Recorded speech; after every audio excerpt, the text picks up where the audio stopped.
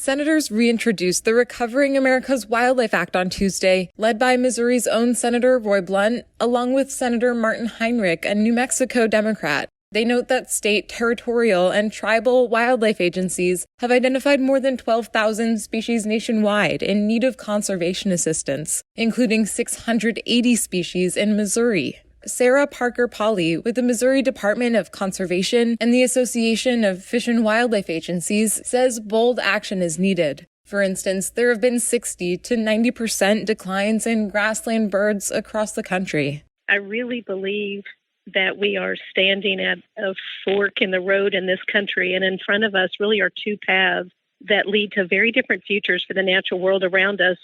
Missouri could receive up to $20 million of the more than $1.3 billion the bill would dedicate to states and tribal nations. Parker Pauley adds it would help address declining grassland birds on both private and public land, restore native prairie, and build partnerships with landowners to prevent more species from joining the at-risk list.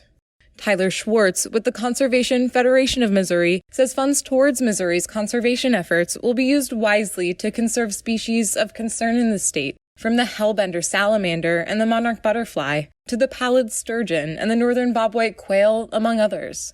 It takes generations to preserve the important things that we all love and cherish do outdoors. Missouri's rivers, forests, prairies, our caves support a diversity of wildlife. So it's important that we protect these things that we all know and love. Blunt says the legislation is bipartisan to the core. It has nearly 100 bipartisan co-sponsors in the House. He says it would boost the outdoor recreation economy. The pandemic really encouraged a return to nature. All you had to do was look at fishing equipment sales, boat sales, hunting and fishing license sales.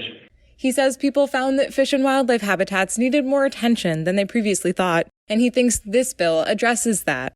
This is Lily Bolke with Missouri News Service. Find our 8 trust indicators for transparency and accuracy at publicnewsservice.org.